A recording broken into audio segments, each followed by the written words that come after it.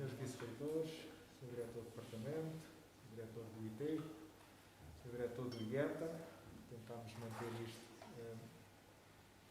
o mais restrito possível, dadas as circunstâncias e também os limites temporais muito estritos que há. E estamos aqui para assinar um protocolo de cooperação entre a FCT e a Universidade de Aveiro para a operação do Centro de Competência em Visualização de Computação Avançada.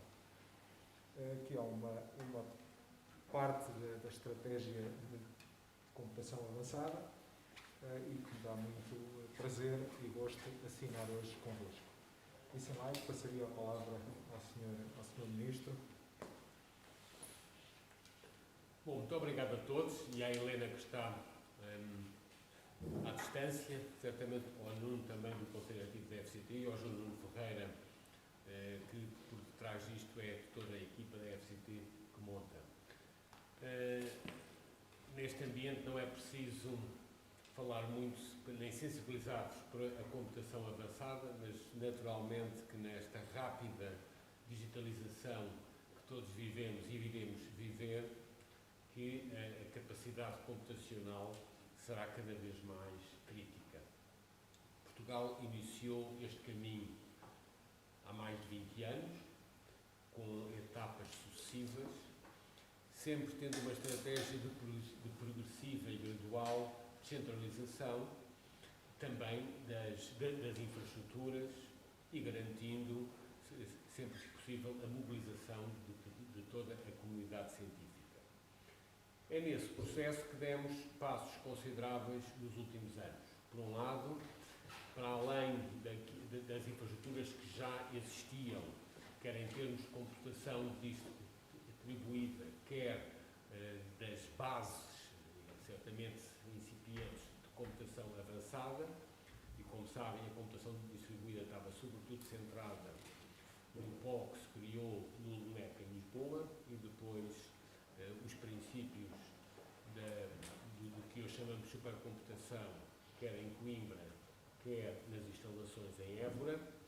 Instalámos, há 2 anos atrás, um supercomputador, hoje dá pelo nome de Bob, que está operacional no Minho, e onde a FCT instalou, na altura em colaboração também com a Universidade de Minho, o chamado MAC, o Minho Advanced Computing Center, sendo resultado da parceria de mais de 10 anos com os Estados de Texas, em Austin.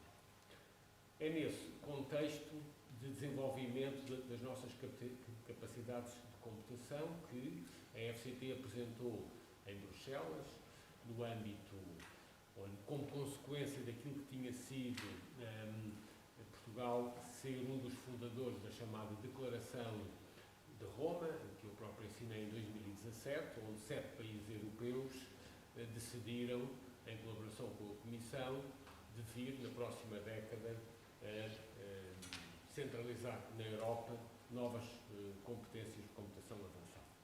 Se fôssemos todos muito idealistas, diríamos centrar na Europa a liderança em computação avançada. Sabemos que isso, eventualmente, não vai acontecer, mas, pelo menos, reforçar consideravelmente a capacidade europeia face àquilo que são desenvolvimentos crescentes nos Estados Unidos e, sobretudo, na China. E, para isso, lançámos pela primeira vez a nível europeu, aquilo que hoje se chama uma Joint Undertaking. Portanto, uma iniciativa conjunta, onde um grupo de Estados-membros, neste momento são 9, com a Comissão, cofinanciam uma estratégia de computação avançada.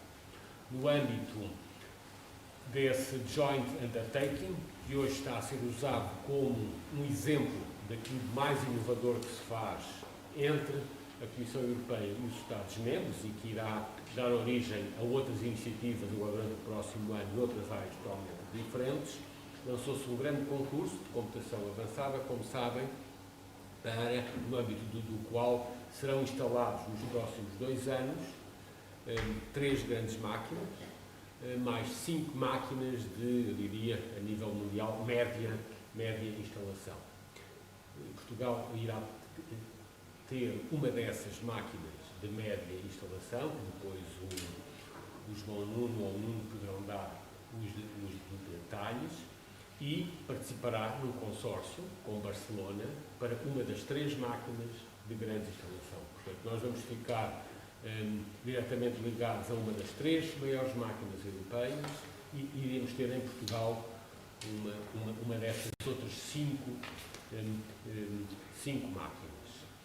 Isto irá, nos próximos ano e meio, multiplicar mais uma vez, por cerca de 1000 vezes, a capacidade de computação que qualquer investigador ou empresa tem acesso, apesar de já se ter multiplicado pelo menos por 100 vezes no último ano com a instalação do chamado, como disse Bob, em Lumi. Este novo computador vai se chamar Deucálio, vai ficar instalado em Ribadave, mas obviamente, e irá para além disso, estar associado a uma estratégia que hoje é ainda um dos fatores particularmente limitativos da instalação da supercomputação, que é a pegada ecológica que estes computadores têm.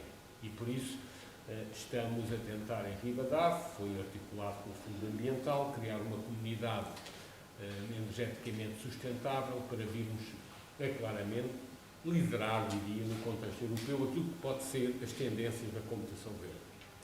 É neste contexto que, para além da instalação das máquinas e dos desafios da eficiência energética destas máquinas, sobretudo associadas à sua refrigeração, que o importante é montar no país uma rede e promovê-la de utilizadores, que passa cada vez mais, para além da instalação das máquinas, é ter centros de visualização e de acesso a estas máquinas. Os peritos sabem, melhor do que eu certamente, que esses centros terão certamente um papel de formação e de mobilização de utilizadores, para além de providenciar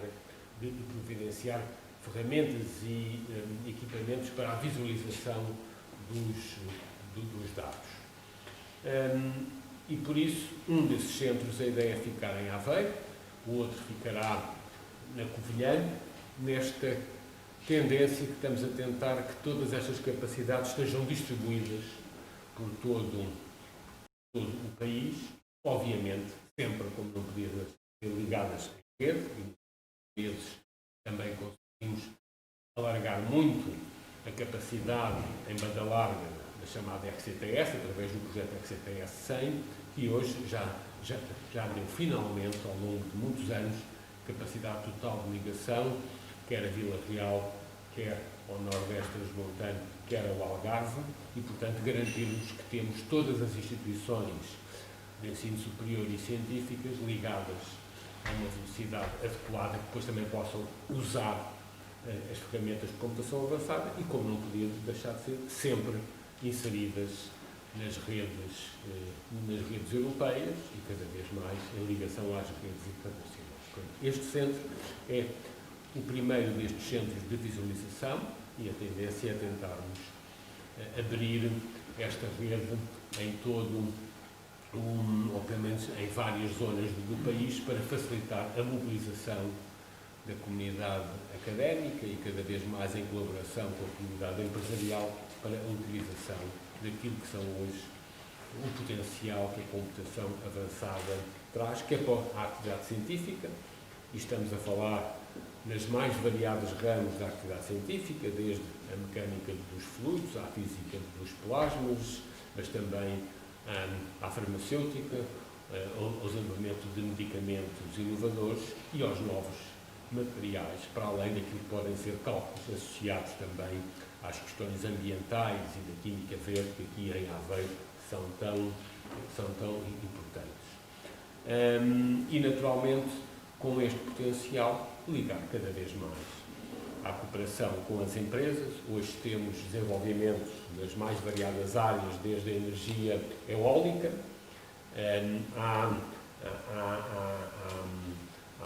previsão meteorológica, mas também à mobilidade urbana, e diria que cada vez mais as empresas associadas aos operadores de telecomunicações e à forma que usam informação para processar os dados que só eles têm quando todas as pessoas estão ligadas à televisão e fazem cliques, etc, etc. Portanto, hoje temos também aqui em Aveiro uma proximidade a um dos principais operadores de telecomunicações a operar em Portugal, e por isso pareceu-nos que era particularmente óbvio ter um destes centros em Aveiro, mais uma vez, numa rede descentralizada, mas que nos pareceu importante, e na próxima semana abriremos um centro semelhante também, um protocolo semelhante na Covilhã, para que o país possa estar cada vez mais, não apenas coberto,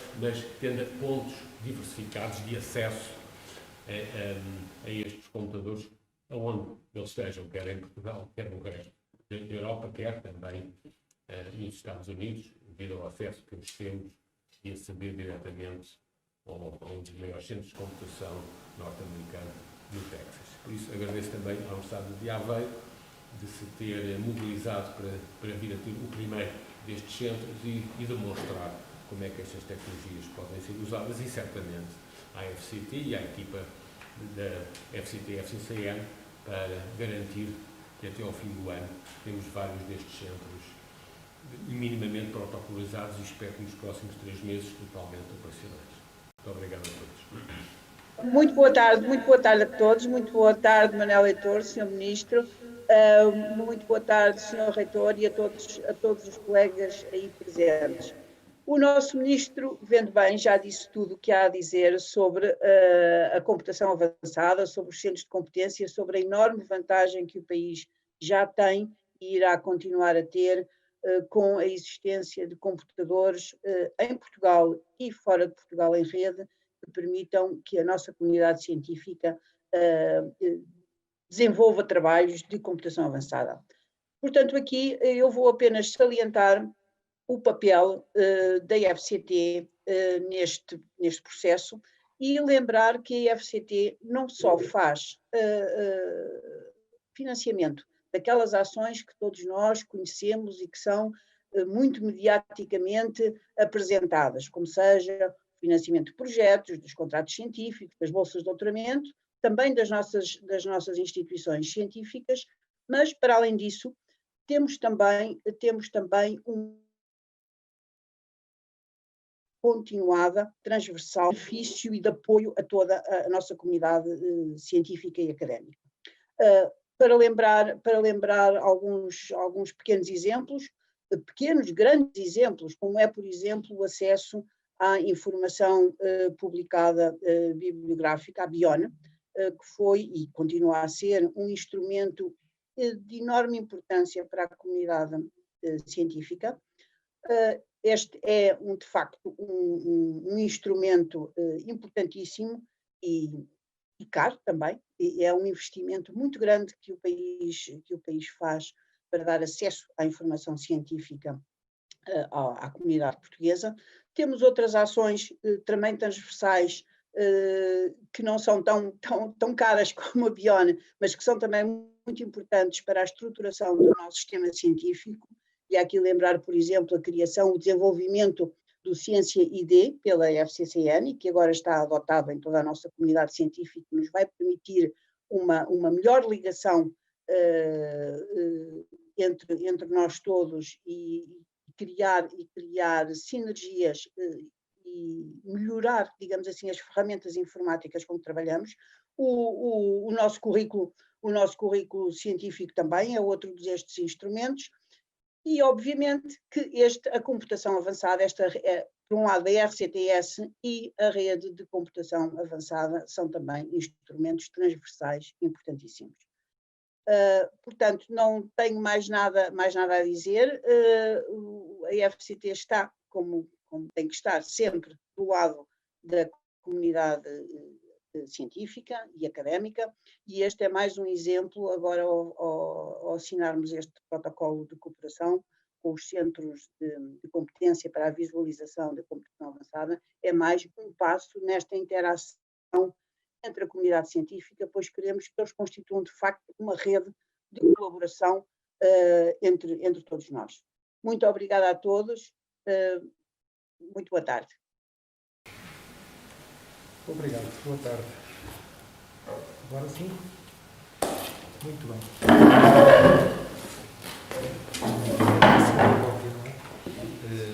Sim, mas havia duas.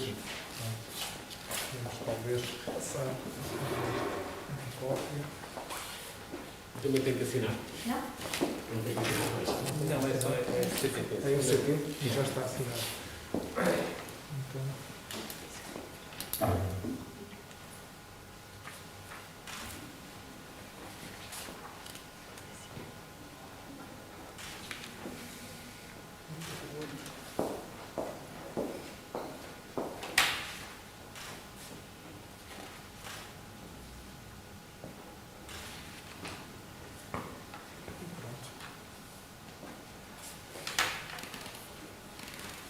está tratado. Assinado.